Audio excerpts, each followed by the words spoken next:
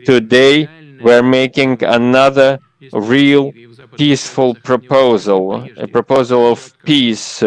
If they refuse once again in Kiev, it is their business. It is their choice to continue this bloodshed.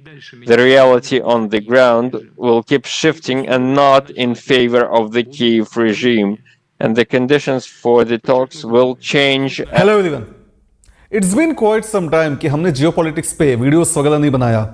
पहले मैं काफ़ी videos बनाया था, लेकिन because of some reason मुझे videos को delete करना पड़ गया। अभी इंटेंशन तो नहीं था मेरा वीडियो बनाने का, लेकिन कुछ ऐसे डेवलपमेंट्स आए, मुझे लगा कि अब टाइम आ चुका है कि जियोपॉलिटिक्स पे वीडियो बनाना पड़ेगा। एक इंटरेस्टिंग डेवलपमेंट निकल कर सामने आ रहा है रशिया से, यूक्रेन से, एज वेल एज कल निकलने वाला है स्विट्जरलैंड से, G7 से भी थोड़ा बहुत निकल रहा है। लेकिन हम कुछ एस्पेक्ट्स को डिस्कस करते हैं आज के इस छोटे से वीडियो में।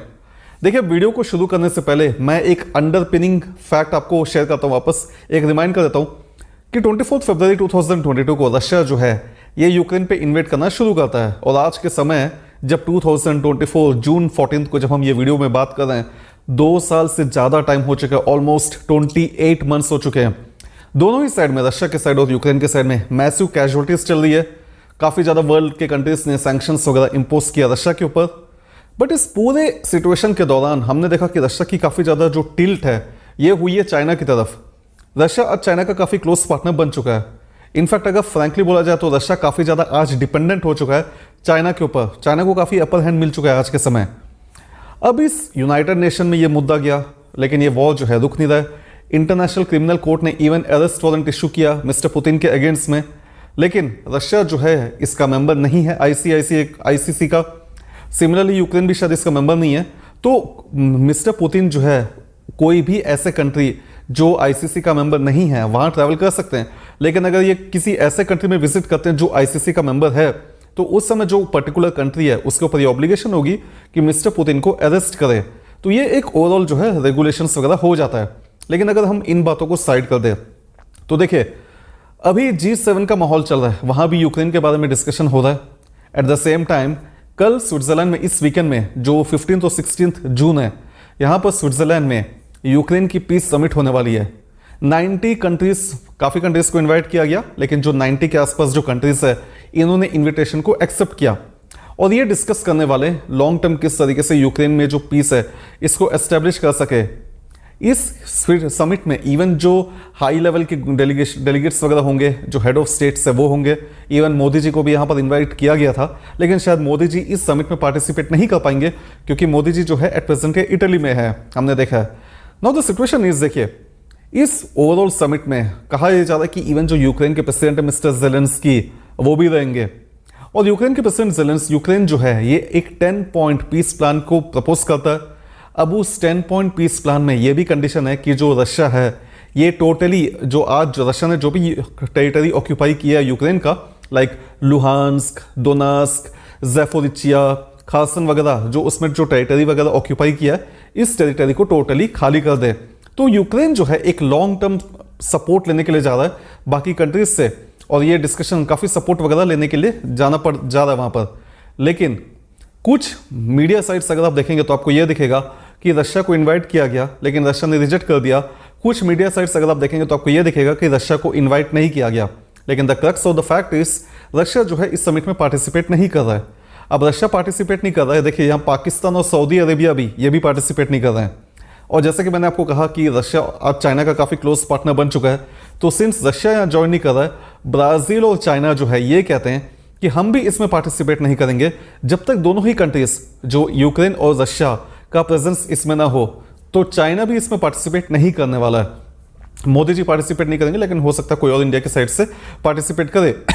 लेकिन कल ये जो समिट होने वाली है उसके पहले ही एग्जैक्टली आज मिस्टर पुतिन जो है, देखिए मिस्टर पुतिन ने पहले काफ़ी वीडियोस वगैरह निकला कि मिस्टर पुतिन ने जो सीज फायर है इसके बारे में डिस्कशन किया, पीस प्लान, पीस के लिए नेगोशिएशन वगैरह ऑफर किया, लेकिन ये इतने ओपन नहीं था।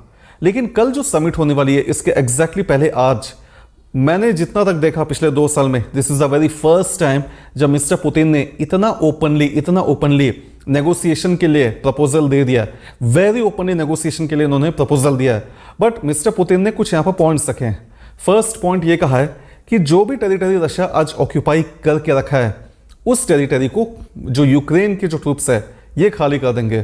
तो जो टेरिटरी रशिया ने ऑलरेडी इन्वेड किया है वो पूरी टेरिटरी हो जाएगी रशिया की, उसके बाद ही कोई नेगोशिएशन वगैरह होगा। और इन्होंने ये भी कहा कि यूक्रेन जो है इसे ऑफिशियली जो नाटो का सपना है इसे गिव अप करना पड़ेगा।